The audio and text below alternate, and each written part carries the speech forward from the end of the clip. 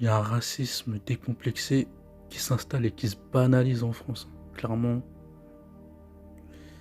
Et franchement, je pensais pas que ça allait aller aussi vite. C'est malheureux, hein, mais je pensais pas que ça allait aller aussi vite.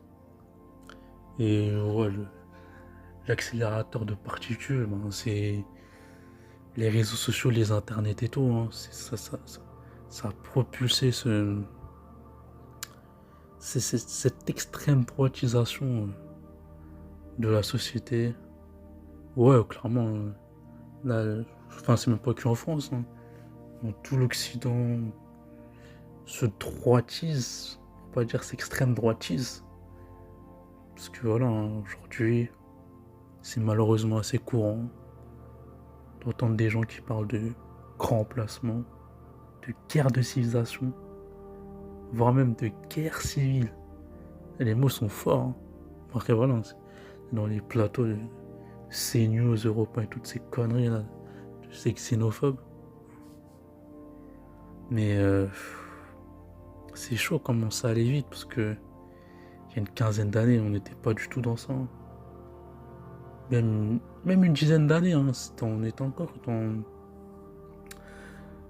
dans une confrontation d'idées entre le libéralisme, le capitalisme et le socialisme au droit du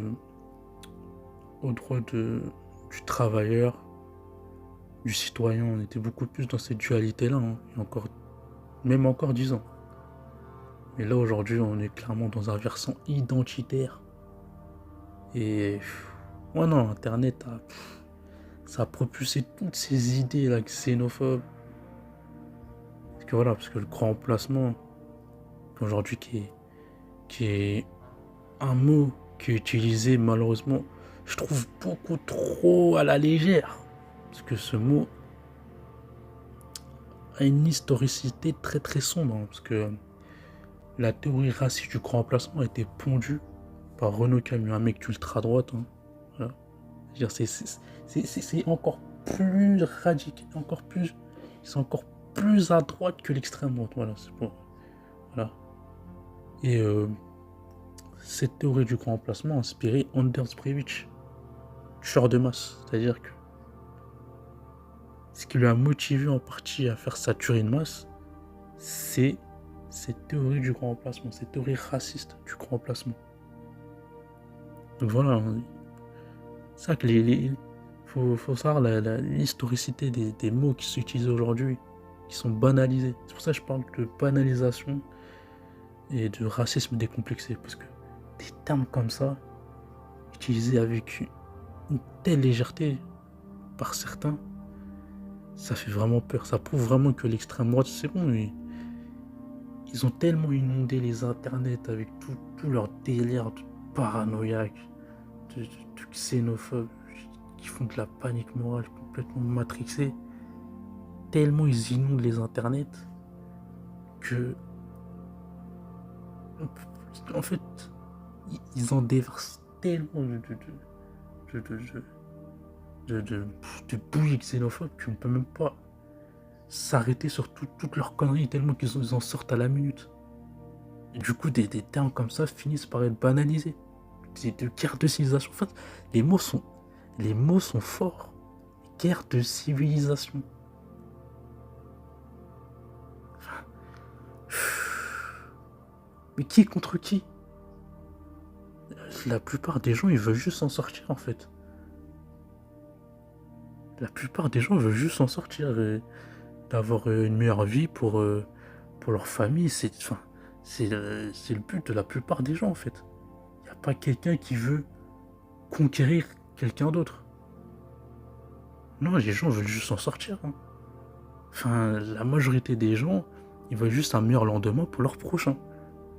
Alors, parler de guerre de civilisation, c'est de la folie. Enfin, en fait, c'est... Comment on a pu laisser ces discours aussi délirants, ces discours de tarés, en toute tranquillité? Parce que là, maintenant, parce que pendant juste après Jean-Marie Le Pen, l'extrême droite a tout fait pour se dissimuler, se maquiller. Mais là, c'est bon. Là, ils sont en train d'enlever tout le maquillage et de montrer le visage qui a toujours été l'extrême droite. Hein, c'est parce que tu changes le FN par RN que ça change. Voilà, ça reste. C'est fondé par des pétinistes. Hein, voilà. Des collabos au nazisme. Voilà, d'où vient le FN. C'est un parti qui a une sombre origine. D'ailleurs, moi, ça m'interpelle qu'il n'y ait pas plus de gens qui le rappellent, parce que c'est important de rappeler les faits historiques. Mais bref, c'est chaud, quoi. Parce que le grand remplacement, il faut savoir que c'est un terme qui ne vise que les Noirs et les Arabes. Parce que, comme ils peuvent pas dire frontalement les Noirs et les Arabes, ils vont utiliser d'autres termes extra-européens, immigration, pour... Quoique extra-européen, déjà, c'est un peu plus précis. C'est surtout sur Internet qu'ils parlent d'extra-européen. Parce que sur les plateaux TV, ils vont plus parler d'immigration.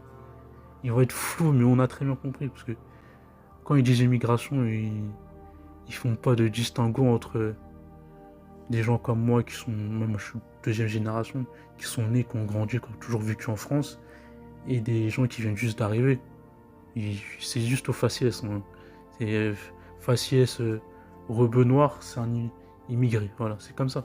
Donc quand ils parlent de réimmigrer, parce que c'est leur fantasme ultime de virer un maximum de noirs et d'arabes, c'est leur rêve. Hein. Ça n'arrivera jamais, mais c'est leur rêve. Quand ils parlent d'immigration, ils parlent autant parce qu'à eux aussi, on a appelé français de papier.